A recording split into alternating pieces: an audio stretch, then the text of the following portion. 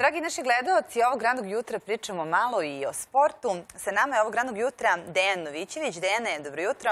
Dobro jutro i hvala na pozivu. Hvala. Dejane, vi ste MMA borac, je li tako? Tako je. Ajde da kažemo nešto našim gledaocima, u stvari šta je to MMA? MMA je skraćenica za Mixed Martial Arts ili ti mešovite borilačke veštine. MMA je, ako uzmemo da je neki zvanični modern početak sporta, se desio 1993. godine, za nekih 27 godina postao mainstream sport u svetu, u Americi, u top 4 najgledanijih sporta, u Aziji, Japanu, gde generalno neguju tradiciju borilačkih sportova, je u top 2 ili 3. Najgledaniji sport dok u Evropi malo kaska, ali i tu izgrađuje svoju publiku. Sport koji na neki način je dao pečat drugim borilačkim sportovima, razdvojio borilački sport od borilačkih veština. Kasnije ću objasniti šta to znači. I sport koji bi mogli da nekako razdvojimo u 3 segmenta. Imamo borbu u stojećem stavu, gde koristimo tehnike iz boksa, kickboksa, tajlandskog boksa, neke udarce iz karatea i tekvonda. Imamo borbu u klinču, gde se borimo da bacimo, sapletemo protivnika. Koristimo tehnike iz judo, rvanja, samboa i imamo borbu u parteru, gde uglavnom koristimo tehnike iz brazilske džiu-džice. Da. Šta je nešto onako što je u Srbiji najzastupljenije, reći ćemo, a također da pitam i kakvo je stanje u Srbiji što se tiče MMA? Pa, stanje u Srbiji što se MMA tiče možemo da gledamo na dva načina. Možemo da gledamo iz jednog vrlo pozitivnog i jednog vrlo negativnog. Početi od ovog pozitivnog, složit će se svi ljudi koji su u ovom sportu sa mnom da sport danas i pre 10 godina nikako nije isti. Ljudi koji su danas u nekom vrhuncu pravimo svoje karijere, ljudi koji su počinjali karijeru profesionalno pre 10 godina, kao što su, na primjer, Vaso Bakočević, Bojan Veličković, Slobodan Lip-Maksimović. Ljudi koji su pre 10 godina postajali profesionalci, radili su bukvalno amaterskim uslovima u odnosu na ovo što je danas. Nekad si imao 2 ili 3 kluba u Beogradu, ispod 10 klubova u Srbiji generalno, dok danas, 10 godina kasnije, imamo samo 10 klubova u Beogradu. Imamo 6-7 ozbiljnih, vrlo ozbiljnih klubova. Navešću Sekutor sa UFC borcem Duškom Todorovićem, još nekolicinom boraca. Navešću Fight Company koji ima, tu je Vaso Bakočić, KSV borac u najjačoj evropskoj organizaciji. Tu je Aleksandar Ilić koji je također KSV borac.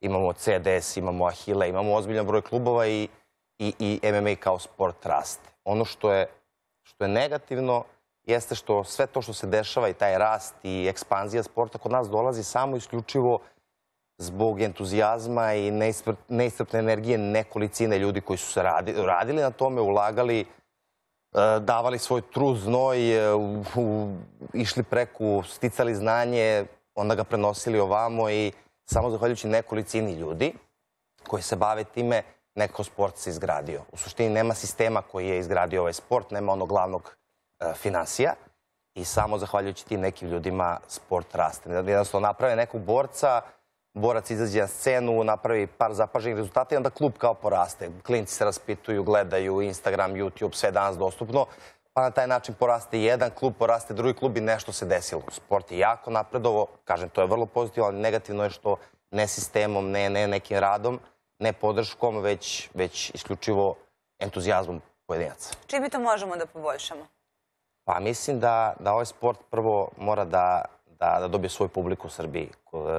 Nekako imam utisak i znam da ne grešim tu, nisam jedini, ima mnogo predrasuda prema ljudima koji se bave ovim sportom. Da je agresivno previše, da... Tako je, imaju predrasude prema ljudima koji se bave. Generalno, ne sport kao sport, da li je agresivan, ali nije sad, mislim, to je, spada pod kao ekstremne sportove. Međutim, meni boks ništa nije agresivniji, čak meni lično boks mi je mnogo napadniji sport od MMA-a, da ide mnogo više udaraca u telo i glavu i u MMA-u možeš da rvaš, imaš opciju da rveš, imaš opciju da baciš čoveka na pod, da ga završiš bez jednog udarca. U boksu to ne možeš, mora da okutiraš protivnika ili da ga nadboksuješ sa više udaraca.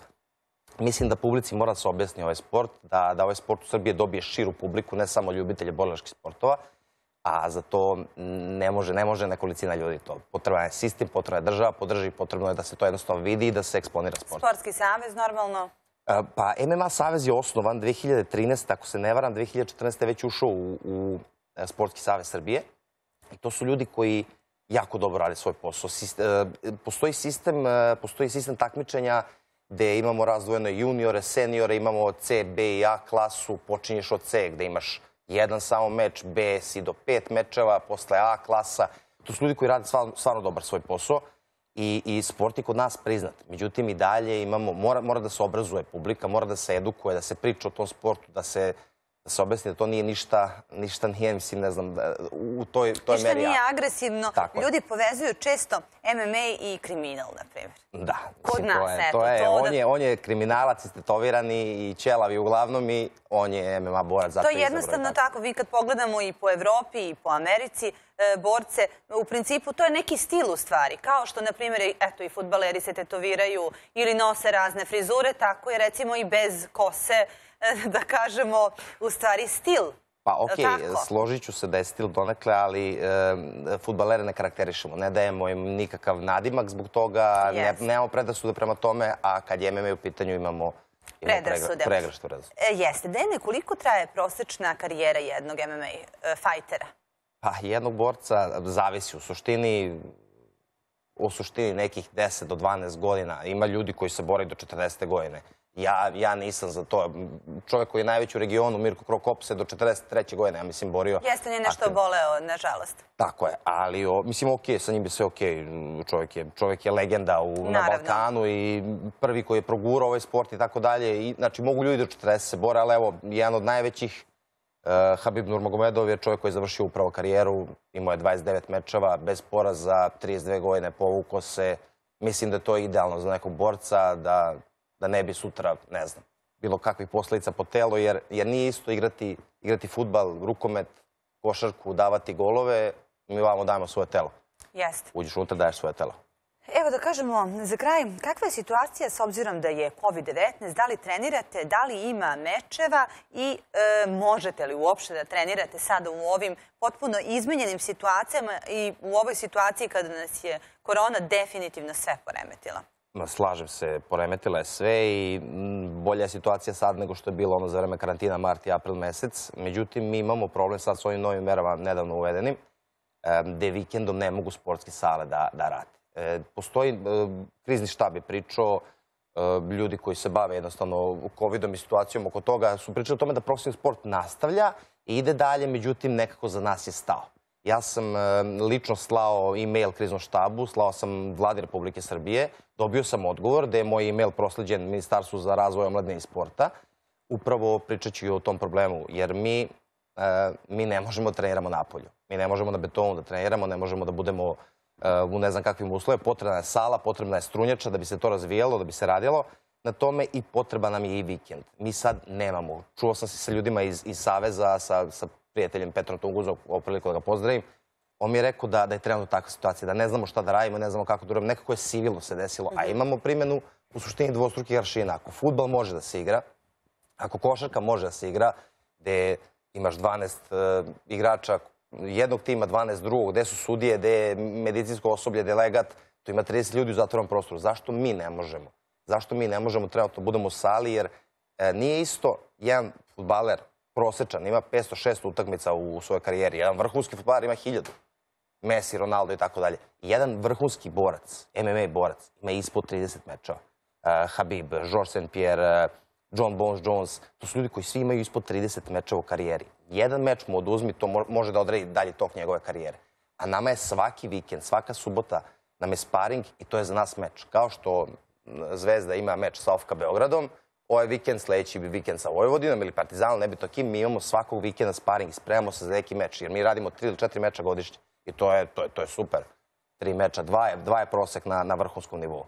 Vrlo je bitno da nam se omogući, a nismo sad u situaciji da treniramo. Volio bi da neko kontaktira, ja bi volio da pričam s nekim, ja bi volio da razgovaram, samo da vidimo šta je moguće suraditi, da i mi kao profesionalci dobijemo opciju da treniramo. Ne tražimo za sve da bude otvorena sala, razumemo apsolutnu situaciju kako jeste, ali da se omogući profesionalnim borcima, to je jedini način da budemo konkurentni u sportu. Da bismo nastavili da napredujemo u ovom sportu, a imamo već sad, imamo Duško Todorovića koji je UFC borac u kremu sporta, je čovjek koji 17. januara ima drugi meč već u UFC-u, prethodni je pobedio. On trenutno ne može u svom klubu da se sprema vikendom. Može od ponedeljka do petka, od 5-6 ujutru do 5. Da.